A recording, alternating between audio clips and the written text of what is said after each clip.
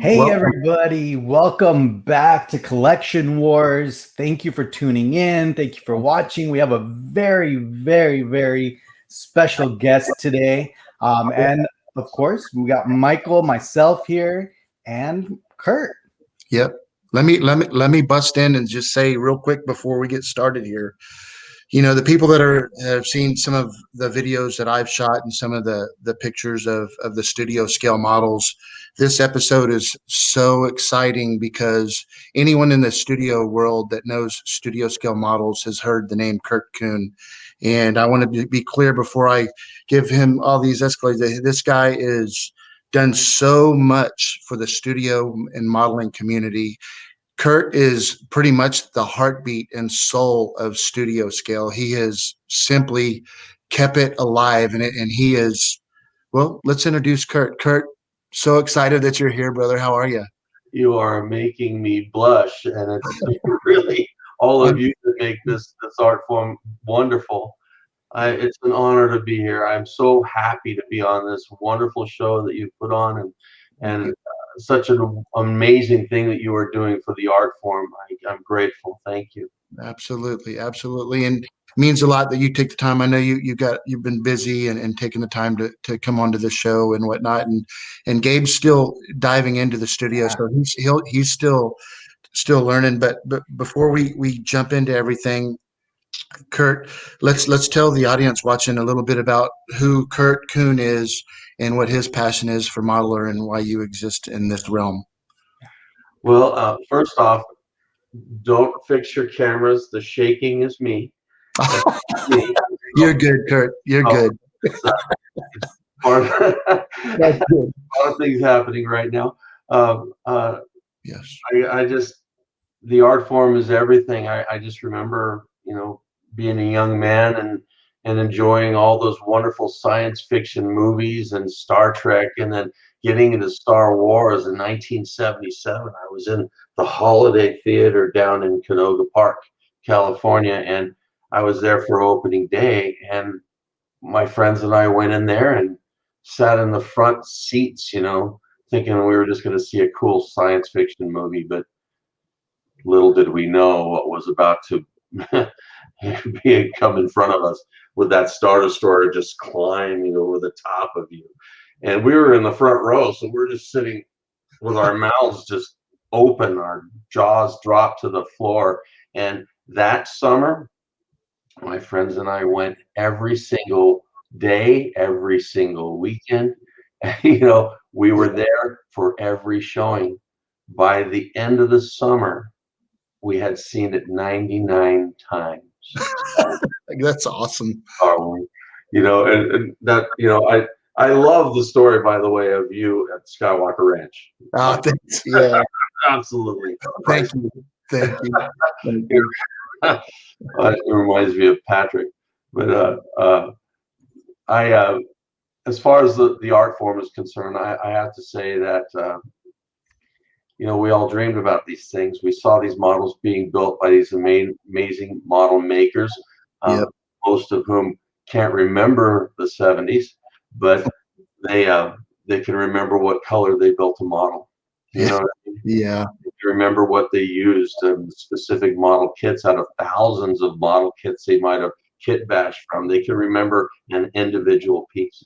Yeah. And that always inspired me a little bit to see all these things, because it's amazing how a shape can actually take one's imagination and put it somewhere.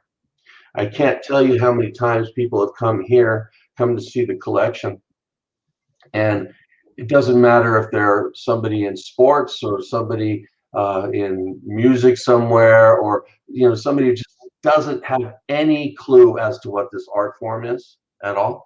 Yeah. They'll come in, and as soon as they come in, they hear, "Oh, I heard you have a collection." They come in, and then they go like this, and their eyes go, well, like I've gone crazy, and they immediately, their phone comes out, their camera comes out, and they say, "Do you mind if I take pictures? So and so will love this." And I'm thinking, so and so will love it. It's you that's smiling right now.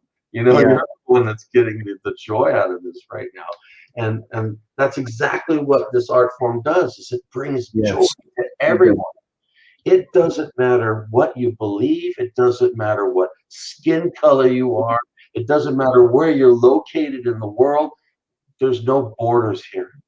Yes. This transcends all of that and brings us all together in one thing: joy in watching something that we fantasize about, the things that bring us to a world that may not have the issues that we've caused, and it's Let, wonderful. that's what inspired you, because we know, first off, you've got an extensive collection that is absolutely unbelievable, and it's not just Star Wars, correct? We've got Star Trek, we've got Battlestar Galactica, we've got Buck Rogers. I mean, you're into, I mean, even World War II's memorabilia, which is awesome.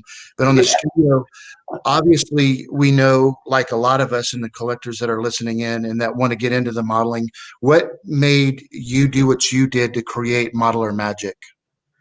It was getting to know all the artists involved. Okay. As the time went by, we found ourselves on these boards back in, 20 years ago or so, and we were all chit-chatting about different things. And of course, everybody knows the regular boards that people go on, but I'm talking on a larger scale, on an international basis. There was no place that had everybody in one spot. And that's what I wanted to do, is I wanted to have all these wonderful artists from around the world to be able to share their items in one spot, a place that you could go and get reference in one spot, a place that we could have things like what you're doing now with Collection Wars, Right. and showing interviews with people in one spot. And we have added, if you've noticed, you go on modelermagic.com right now, you will see Collection Wars at the top right now. You click on that, you'll be able to see the section for each video that comes up. It'll just That's awesome. put them up. And frankly, Modeler Magic site could use some revamping, of course, and we can go over that if you like. Yeah. Well, one thing I want to say, Kurt, for those that haven't had a chance to get on Modeler and everything that is involved in Modeler Magic. So the first time I got involved into studio scale, my wife blames you for all the money I've spent, by the way. No, but blame. I'm all right with that. okay, but all kidding aside, so I came across you by accident on a YouTube video showing all your red leaders, and I was like, "Holy crap! Where did And so I didn't know, and then I stumbled on Modeler Magic, and it was like, oh my gosh! So I mean, anything and everything, like you said, the artist, the new products from the regular licensed models coming out. And what's crazy is the time that you put in this every single week. And I know you try hard and you're hanging tough to every week come up with all these artists and new products that are coming out from artists and collectors. And one thing that I want you to know, and I've told you this before, Kurt, but I promise you, I don't know if you realize what you have truly done for the art form.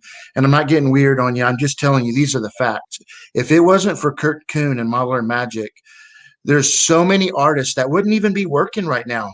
There's some people that right now make a living because of what you've been able to. Sure, there's Facebook and Instagram and all these other things, but your Modeler Magic is where it's all come from. And every week, I know you try your best, and I don't know where you come up with all of these different models and all these artists that have new models. And one thing that I think is really cool is your site. Like what Gabe and I want to do is we want to have a positive site. We don't want to talk about negative. There's enough of that in this world, right? So what we want to do is we want positivity. And with yours, you can go on there and, there's artists that are very talented. They're like XILMers or ILMers or whatever it may be that have that same technique. But yet there could be a beginner that'll come up with something, Kurt, and you're glad to put it on your site.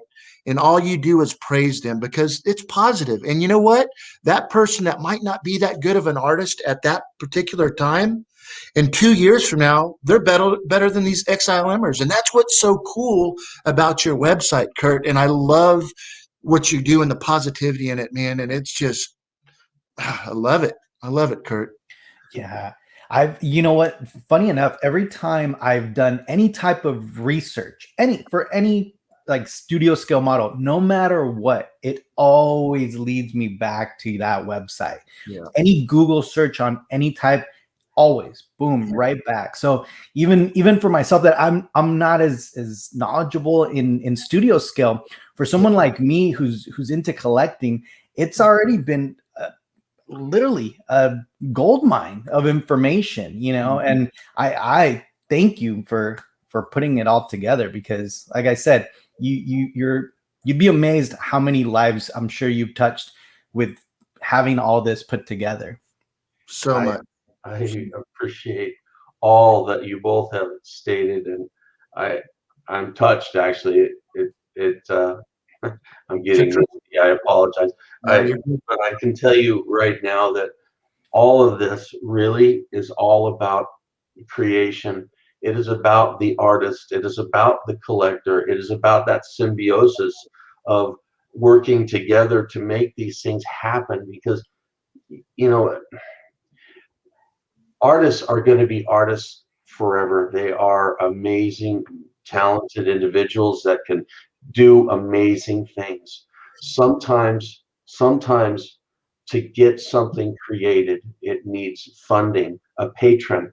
Yeah. And the patron comes in and helps that get created and built. Not all the time. So it's a symbiosis of things. The artist doesn't necessarily need the patron, but the patron does need the artist. That's right. But we can absolutely say that to get things done, we all work together to make it happen. Now, these artists are just amazing. Yeah. It is they who create and make modeler magic really what it is. I always tell people modeler magic is about the artist, for the artist, by the artist, and future artists. Well said. And it's and we just have the ability to. I'm actually an artist. No, people don't really know that. But you are an artist. I build things as well. I'm a model builder. It's just now I shake a little too much to do anything, and I've not done the extensive things that some of these amazing artists that I've worked with do. But I help arrange these things to be done. Absolutely. Like a contractor does. That's how I am. That's what I time to time to put artists in touch with them for different movies and things like that. So it's the artist is amazing. And I could see right now, looking at your collections, Mike, dude. You inspired me, Kurt, from the beginning when I started building this thing. Me and you were in touch, and I was sending you pictures, and you were throwing it out there and giving me the motivation. And it was, that's what I loved about you, Kurt. It was fun through this whole process, To put a gallery in a Star Destroyer environment. Yeah. Seriously, and you have it at a wonderful size too. It's just beautiful. I don't know anybody that doesn't talk about you. Be honest. Oh, man, thank you. Everybody knows who you are, and you just took it by storm. And you employ a lot of wonderful artists. I mean, and a lot that we have done the same things with. And they're amazing. One of these days, I would love to just sit here and mention all of their names. There's hundreds, if not thousands, that have gone through. And Gabe, man, look at all those wonderful displays you have behind you. Thank you. Goodness. That is amazing. I would love to come and visit both of you sometime and just hang out and have geek out for a day, Yeah. Kurt, anytime. Yeah. That's right. Kurt, I've been trying for 2 years now to fly in and see you. That's true. It's kind of hard to settle me down a little bit. I know. I understand totally. But I'm sorry. What you had mentioned about the hundreds of thousands of artists, they can't all be here talking, and which would be really cool, right? Because we all share the excitement. But I assure you that all of them thank you greatly, because it's because of you that they're out there and they're known now. You know what I mean? And you know, all these other forums that are out there, they're so negative and they badmouth, so you don't know who's what. And you have very good description, and you let people that want to get into the studio scale to say, hey, look, you know, be careful, because you know, we wish we lived in that perfect world where there was never issues out there, but some do arise. And I like what you mentioned to people that want to get into that on your site, which is really, really cool. Because I've learned the hard way. You've learned the hard way, Kurt, on some people out there. But it's end up to where, you know, it's growing, and it's crazy that since I started this, I feel that studio. Tell me if I'm wrong, Kurt. I feel like it's coming back huge. You're not wrong. Yeah. I think we have a whole a whole new generation of artists and collectors coming into play. The internet certainly helped the world come together on this, you know, and the digital era certainly helped come into play on this, where we used to have individual photographs to look at. Now we have them online and we can see anything at any time. Yep. It's Yeah. I think that has helped the art form grow, and certainly seeing artists that are so magnificent. One comes to mind right now who inspired me 20-something years ago. His name is Lars Henning out of Oslo, Norway, and he is he's Mr. Star Wars. I have to tell you right now, he made me a 1/18 scale Thai X1, and it is perfect. And as a matter of fact, we had used that Thai X1. I took some pictures for some folks at Lucasfilm that ended up at a on a calendar of that specific TIE fighter, which is kind of amazing. But yeah, the artists, seeing artists like Lars Henning and Jason Eaton and geez, so many others, Mark Elkins, Robert Bleeker, Mike Salzo, right? I mean, there's just so many out there that deserve so much credit for this stuff. And now the funny thing is see, all of us, all those guys I just mentioned, including myself and you guys, we all grew up admiring the guys that built for Star Wars originally in 1970s. Right, and the 1960s guys that built the Enterprise and things like that, and now we've moved up in line. The generation is now us, and so these young folks are looking at all of us, going, "Ooh, really? We're just guys geeking out." Yep. That's it. Yeah, it's funny though, because like you just said, you know, Steve Golly, who was very much involved in the modeling in Star Wars through Return of the Jedi, and I talk to him every once in a while on the phone, and you know, he's just so amazed how, like you said, the artists nowadays, how, you know, because these guys back then, they didn't know what they were doing, so it's a lot easier now to have reference and see how things were done, and then tweak things like Eaton and them do to make it a little bit better, you know. But hey, one thing I'd like to say is, you know, you're a very giving person, Kurt, and I know recently. Can you tell us what you donated well, why don't you tell us about that, about the Star Trek USS Enterprise, and the scale of what this thing was, and we'll show it to our viewers a little later. Oh, wonderful! Yeah, the Enterprise. It was. We primarily used the pieces that Time Slip Creation made. George Takex, he created a ship with some other artists involved as well. The parts to the USS Enterprise motion picture refit, and the studio scale, which is 8.5 feet long.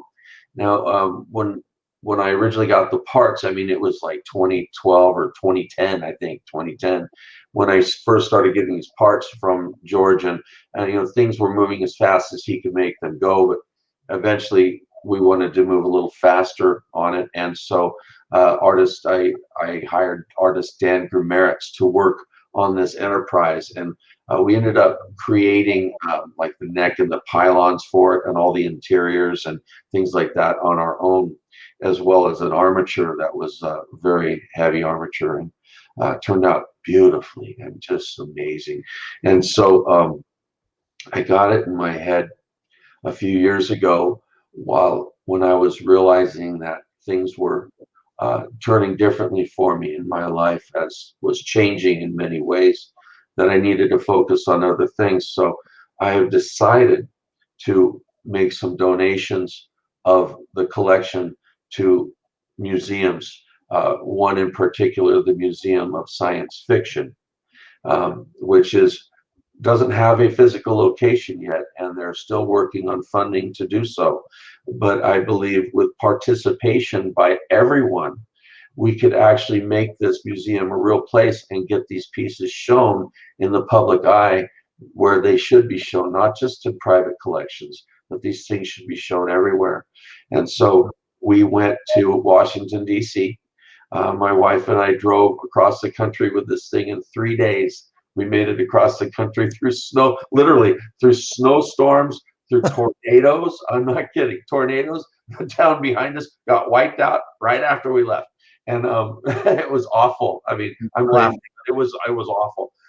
And then we went into these terrible rain storms we hit a wave that came over us that I thought for sure it was going to turn over the truck when we hit this water. And you're pulling a trailer, right? With like I don't want to even tell, but several very expensive model.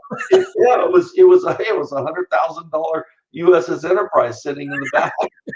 And all this is happening, and the wind is blowing, and these storms in 2019. But we made it in. We pulled in right at the right time. I mean, we had somebody watching us through that entire trip, and and then we were able to donate the USS Enterprise, which was the very first replica of the USS Enterprise from the motion picture ever completed at that time. I don't know how many have been completed now. I know there's 2 or 3 people working on them currently, and certainly the parts that Timeslip made are awesome. They are, really quality stuff. And I can't thank Dan Grameritz enough, because he is the man of the hour. You should see what's inside this thing.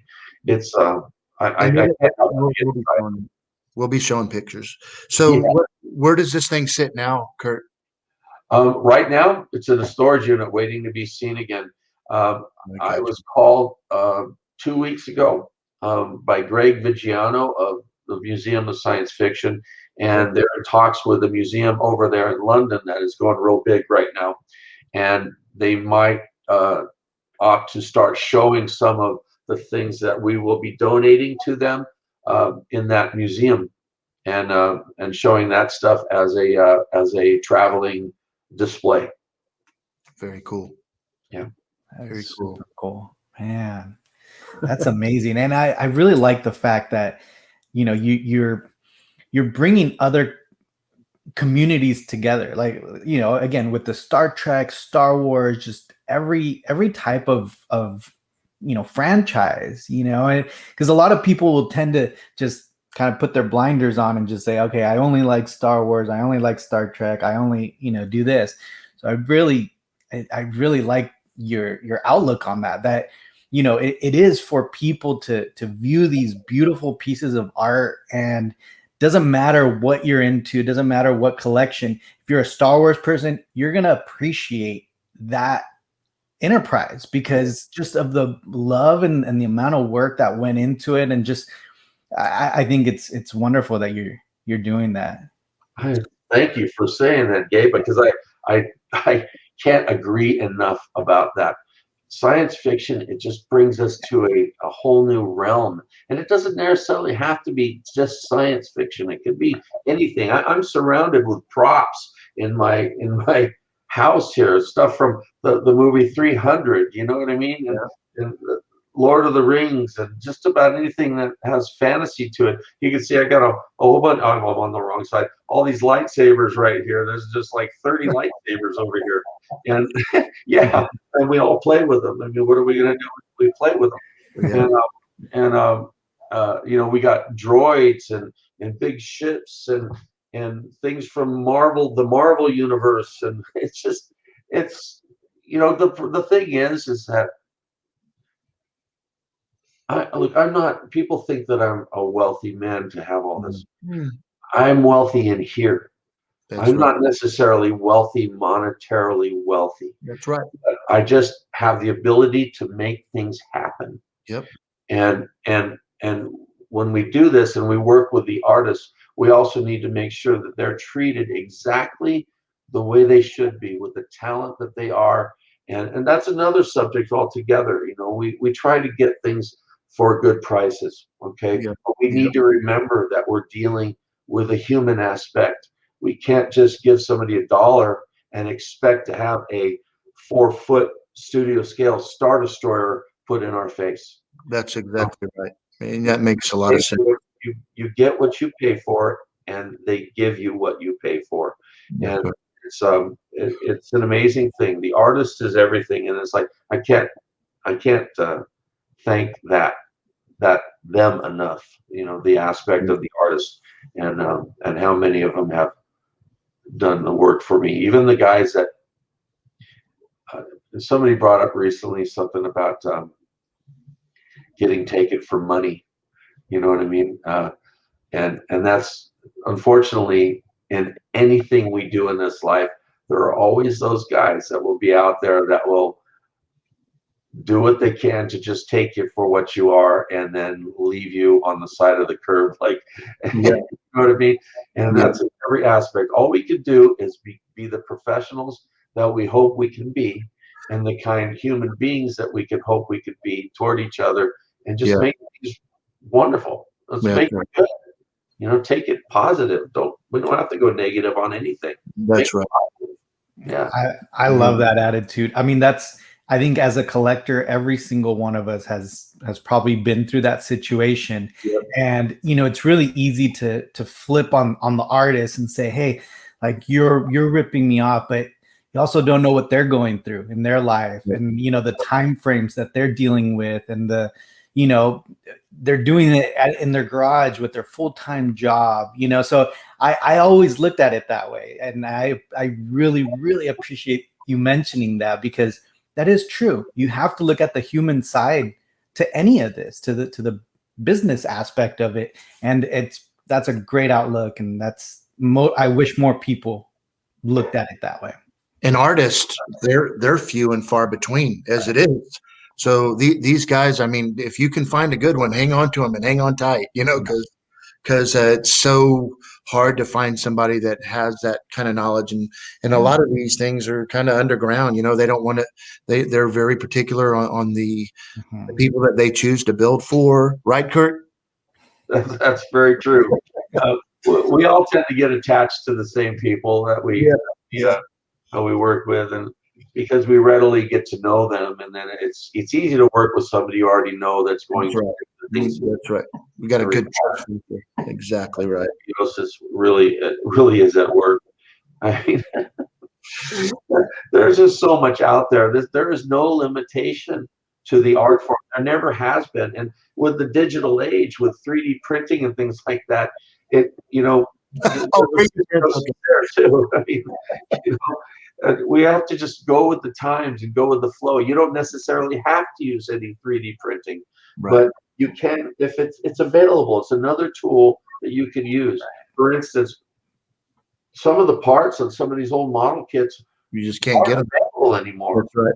So, you know, 3D print you have it made in 3D and print it out, you know, and then you can do it in any scale. So like Mike has right there in his, with that big huge Y-wing right behind him. That's an incredible creation. Yeah, and you know, you said it, because on the 3D, Eaton, I mean, he's created some absolutely, like the pilots. Have you seen some of the pilots? These are 1/24 scale pilots, and they have expressions. You can actually see the character from the movie in that model, and it's amazing stuff. Seeing all that, it's really cool. So, and you're right about that, because a lot of people out there that don't know, like you and me, Kurt, that, you know, a lot of these models that they referenced way back in the day, you can't get them anymore. And some of them, if you can find them, they can be just a little model back in the day that was $2.50 is $1,500. So when they buy that model, they have to take those parts and mass produce that little part under the 3D scanners. So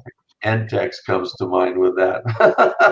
Entex model for the Slave One, but in a lot, just too many models to count on. But you know, you mentioned Jason Eaton, and forgive me, Jason, for talking about this, but this is funny. I remember one of the photos I had come across years and years and years ago was Jason Eaton as a young man playing with his land speeder, the Kenner land speeder, the original with the little wheels on the bottom, and he was playing a picture with that, and I see that, and I immediately remembered that time, remembered all of that, setting up all of my little Star Wars dolls everywhere. You know, those stiff dolls that, you know, and the lightsaber that you had to extend out of the arm, and Yeah, that clicked when you turned his head. Mike, I think you have a full size one of those R2s. yeah. and it just brings me back to another time, and that just goes to show that we did the same things. That's right. We did the same things. And Jason is both an artist and a collector at the same time. Mostly artist, and a very inspirational one at that. He has, for sure. His work transcends so much, and so do many of them. I mean, I could spend all day talking about the artists, believe me, and the work that they've done. I don't know how many artists have done work for me. Hundreds.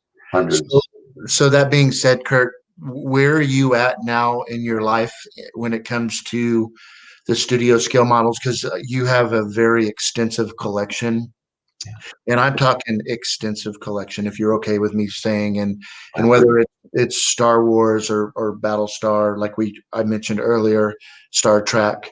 What's your plan right now? Are you continuing? I'm sure you have a lot of things right now being commissioned. Is that right? Yeah, I kind of feel like a studio model hoarder, really. You know, I'm going to be on an episode of Hoarding pretty soon. I'm going to be buried under these studio models. I could just see it. Yeah, there are so many things that have yet to be built. I was just talking to Dan Gramerich just a week ago, and I was telling him, look, if we were to start today and just work on just the kits that we have accumulated over the time, okay, just the kits, we would be busy 80 hours a week for 10 years. Yeah, that's crazy. And so that's just the kits. I mean, we have planned on the books right now, you know, all the scratch build stuff as well. That is still to come. Now, what's going to happen with all this stuff? Well, I hope that it's all going to be seen publicly in a gallery. That's originally the original plan of Modeler Magic, was not just to be a site, but to gather everybody's artwork in one place, Modeler Magic, and put it. And we was going to be a gallery in Las Vegas. That's right. And around 2008, the bottom dropped out of everybody here in the United States. That the economy just went terrible, and so a lot of plans got put on the back burner, and it just never came back to the front burner to put that gallery in motion. And somebody is going to do this, and that's why I'm approaching these museums and things like that, like the Museum of Science Fiction. They're doing marvelous things, and this place in London is marvelous, you know. And Mike, your place there, and you know, if you open that up to the public, seriously, that'd be a great start. You could just expand and expand. Yeah, where I stand on that, and thank you for saying that, Kurt. And we've talked about that, and you know, obviously, I get people I bring through here every once in a while, but you know, I would love to be able to help some of the special need kids, some of the Make-A-Wish Foundation, and be able to show, you know, a lot of that stuff. But it was your inspiration that I just fed off of with the studio, and that, as you know, because I mean, we worked together as I was building the studio collection, and you know, it's in time. You've got it in a bottle. It's time in a bottle of all these. There's something about the CGI stuff that you see, and it's really cool, and it's a talent in its own. But even nowadays in the Mandalorian and whatnot, they want the practical effect in front of them. They want to see the model and whatnot. And when you're in the gallery here and you're standing in front of this almost 4.5, almost 5 foot Y-wing, it's just so incredible. You can just sit here and just stare at that model. And like you said earlier, you don't even have to be into the collection to just, it's just so unbelievable, and I just, and that's what it does for me, and it's exciting. I'm sorry, I keep start rambling. That's okay. Like I love going large. I do. People say, "Are you compensating for something?" And I say, "Probably." But, so but I look at the tiny stuff, and I think that the really tiny stuff and the tiny detail to me is amazing. And I call it, it's tedious and terrific. And then I look at the big stuff, and I call it boisterous and beautiful. Yeah. It's just that's the way it is. And you get these large models. If you were to walk in right now to say to see Mark Elkins and walk into where he has his little studio, Uh, you would walk into a ginormous Battlestar Galactica, yeah, I love that thing. and it's massive. And yeah, I think right now it's still the biggest Battlestar that has ever been built in the world. And Yeah. it's gorgeous. And you see that, right? And Mike, have you seen that in person? Yeah, Right? yeah. I saw in person. I got to go see Mark at his place, and yeah, you know what? I've been trying to take off his hands forever at 8 foot Star Destroyer. Yeah, I just love it. Yeah, I know what you mean. Yeah, I did. Yeah, Because I know what you mean. I was when he built that 6 foot Star Destroyer back then. yeah, Michael Fanny. I went over to see him, and I called another collector named Michael Plante, Oh and yeah. he wanted that 6 foot Star Destroyer so bad, and he thought that I was going to try to grab it from Mark. Oh, that's funny. And I did. I wanted it really bad, but Hey, I talked to Michael yesterday, by the way, Kurt, and he says it's been about a month that he said he's going to reach out to you, but he's going to actually, we're going to have him on the show in a couple weeks. Oh, that's wonderful. Yeah, he's a great guy. Yeah, he's funny. Yeah, I picked up a model or two. I think I got one model, I believe I got from him that was from Elkins, and yeah, it was a beautiful model. I got that. I believe it was the shuttle, the Imperial shuttle. I got from him. Oh, the Tidarium. Oh, the Tidarium. No. I'm sorry. That was in the work. It's the transport. My bad. It's the Rebel transport. Oh, the Rebel transport from Empire Strikes Back. Yep. From the Empire Strikes Back, anyway. Yep. Yeah, that's a beautiful model right there. I have one of those as well. Where did I get that? I think Dan finished it out, and he put a little X-wing to scale and a Y-wing to scale flying next to it, so that it's a good display. I've never taken pictures of that, but I know the piece you're talking about that you got that Mark built. Yep. Mike, and it is beautiful. It's a really good piece to show it.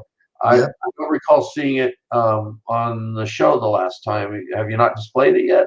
I think we've showed it in a couple, maybe still pics, and maybe in my first video we might have showed it. I can't remember because we've done a few little things, so I can't. But there's a couple. I've got so many things commissioned, like you. And speaking of commissions, is there any like one particular model, not necessarily even Star Wars related, that you've got in the works that you're really excited to see finished? Oh goodness! Oh my goodness! Hey, come on, just tell us. I know there's some really cool ones out there. Well, my thing is I love them all. I love them all. People often ask me, "What's your favorite?" And I'm like, "Sis, this is it." And there's just what am I supposed to do? Because the Star Destroyer has my heart. The Klingon battle cruiser has my heart. The Enterprise certainly has my heart. Yeah. Even the Eagle from Space 1999 and the I love that one. Come on. Do you have that one, Kurt? The Space 1999? I do. Yeah. Wow. Yeah. I've got it. I want it. I want that. I've got a thing going on right now with, I don't know if I told Gabe, but I've got this, first I was into $6 Million Man. I love the old vintage $6 Million Man stuff, but I have got this thing going with the Battlestar Galactica. I love Battlestar Galactica, the ships, the Cylon. Was that the Raider? Yes. I love that Raider. And there's so many different versions of it now. The originals will always be the originals, but there are different versions. Totally understandable. But yeah, your collection is amazing. And I want to ask one thing, and then Gabe, if you absolutely chime in. So before we end this interview today, Kurt, and I want to ask, what if I'm new like Gabe? Gabe is considering getting and of course, he knows me, but if he didn't know me and he didn't know you, what would you suggest somebody new that wants to get into studio models and learn it? What would you suggest they start? Well, use every resource that you can. Every resource you can. Investigate the people that you're going to be working with, because remember, it is a symbiosis. You can't just hire somebody and expect that they will know exactly what you want. There's trial and error. So investigate the folks that you will be partnering up with. And I'll be honest with you, Gabe, that we're one of the things that Model and Magic was going to do was to put in touch, make this available to happen with maybe a rating system or something, but never anything that showed any negativity. It would always be a rating system. In other words, a lack of a rating would be, that's the lack of the rating would be the key to the answer on that. A positive rating will always go up. But I would say definitely get to know the people you're going to work with very intimately before starting business. Yep. And that goes both ways. The artist needs to check you out too. Absolutely. And your website does have, because obviously Kurt's not responsible on either end. He's just the guy that puts everybody in touch with each other. And that's why I'm so grateful to you, Kurt. I mean it. I'm not just trying to put you on a pedestal. I just want you to know what you have done for us. I promise you, what you think that you've done, it's on a whole other level, buddy. I mean it, because there's so many people that would not be doing this at all if it wasn't for you and Modeler Magic. I mean that. Oh, you're very kind. It's a fact, Kurt. And me and you I've been blessed enough to know you. And there's never once in this genre that I've been in this realm that has ever had a negative about Kurt Kuhn. And I wish you were in the room, because I'd love to give you a hug right now, Kurt, because you mean a lot to me and you mean a lot to a lot of people. And to take the time to be on our show is awesome. And you know what? I would love to have you back on our show in the future. I would love to be on the show, and thank you for having me, for sure. If I may, just one more thing. There is a stigma about what people do in this art form. Essentially, when we're looking at an art form that we are in, when an artist creates something that may replicate a form or shape of something, that is still their artwork. They may have using the form that was created, honoring those, say for a TIE fighter or something from ILM, somebody else creates the TIE fighter. We have to be cautious on what happens there. We certainly cannot promote anything like a recast of somebody's specific work. Putting into form something that an artist does, and that artist replicating what he sees as a TIE fighter is his own work.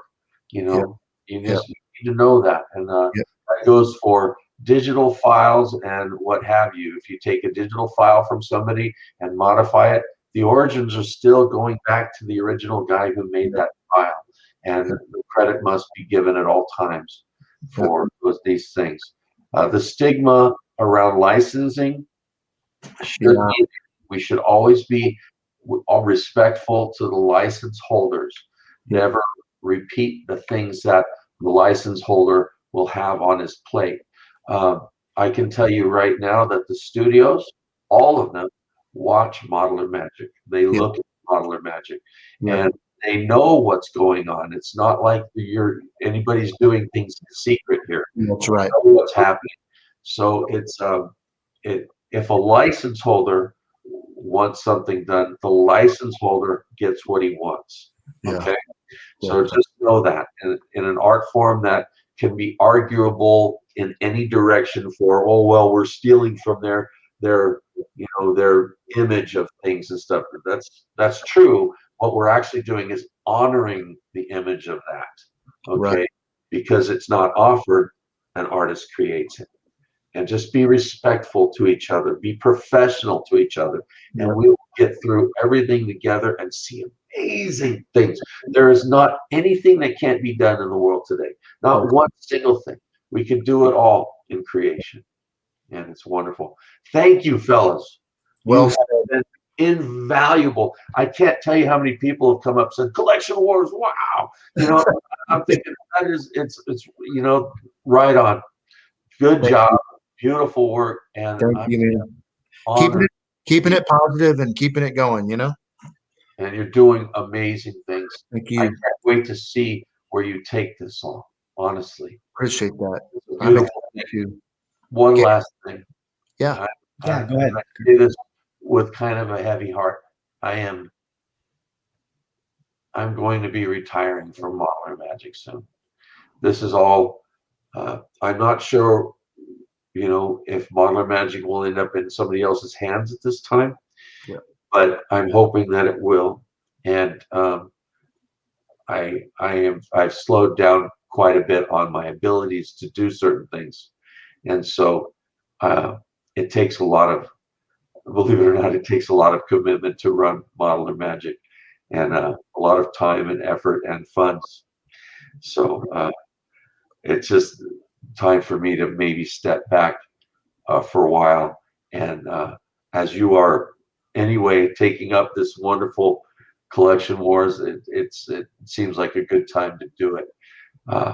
Since and then the baton is like being passed anyway, right to you, and you're carrying on, and I'm grateful for that, because it couldn't have come at the best time.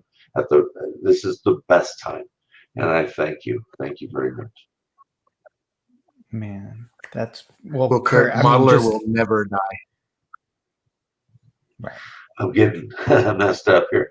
I apologize. This means a lot to me, the art form. You know, all of you Yeah. mean everything to me, because you've done so many things bringing joy to the world, in a world that would likely not see joy happen openly. And so it's a wonderful thing. I do get misty-eyed. I apologize. Oh, Kurt, you're fine. And you know what? You this right here proves your love and passion for the studio, the modeler, the everything. I mean, and I know the last we've been in a lot of touch, me and you, and there's been some risky things that have gone on in your personal life when it comes to health and whatnot. And I hope you're okay me mentioning that. And Okay. the fact, Kurt, that you're still doing it just goes to show that your love for the art form, and it loves you right back, Kurt. It loves you right back, man. So just keep doing what you're doing and love the passion like we do, and man, and just know that Modeler will never die, Kurt. Oh, It'll never die. And me, and what's really so fantastic is, you know, Gabe brought this up. We were doing another episode with another friend of ours, Chris, and we were talking about his kids, right, Gabe? yeah. And we were talking about, when I mentioned Time in a Bottle, this is going to be on YouTube forever. So everything that the knowledge of Modeler and Kurt Kuhn and everything that we do is going to be on file forever, you know, and you know what we leave behind is hopefully love, and to know what we've done to touch other people in good, heartwarming, not negative ways, right? You guys are amazing. I can't thank you enough. No. I'm feeling pretty humble right now. So Well, it's well deserved. Gabe, have any last words before we check out? No, like I said, yeah, no, it everything you've said, like I said, it is so inspiring, because of all the work that you've put in. It's literally a life's work, right? It's your portfolio almost, you know, to put all this stuff together. And like Mike said, yes, Modern Magic will never go away. You know, as long as we're into this, and as long as people love, you know, and have a passion for their films. And it's not just the passion for the films, but that feeling that you get, taking you back to your childhood, like you said, with that picture that you saw. Me and Michael talk about that a lot, and that's what we wanted with Collection Wars. Is we want to bring people back to that feeling that they get, you know, that it inspire them to kind of go back to their childhood and think back to those, moments that they're just so simple back then. All you had to worry about was your Star Wars toys and your characters, and you know what I mean? And I think that's as adults, we all want that, and we all want to reach for that. And like I said, you've been kind of the middleman for bringing that joy and that passion for, I mean, thousands and thousands of people, right? And that's an amazing task, and that's an amazing life's work, tell you the truth, because again, there's models out there that you would never, ever, ever in your wildest dreams think that you could hold and own and look at, right? You watch them as a kid, in a movie, and you're just inspired and in awe. And for, you and these model makers to come around and say, hey, we can make that happen. Let me connect you. Let's do this. I'm telling you, you have brought so much happiness to so many people because of that, because you brought them back to this time in their childhood where it was a simpler time, where, their imagination controlled. And I think if more people in the world did that and kind of went back to that time, when it wasn't so difficult, when there wasn't so much chaos, I think the world would be a better place. And I think you've made it a better place, Kurt. So we appreciate it. Let me just say just one other thing. And out of all of the commission jobs and the thousands of people that have connected on Modeler Magic, I want to be real clear, and I think a lot of people know already, but a lot of people don't. Kurt doesn't take a dime. Kurt makes no money doing this.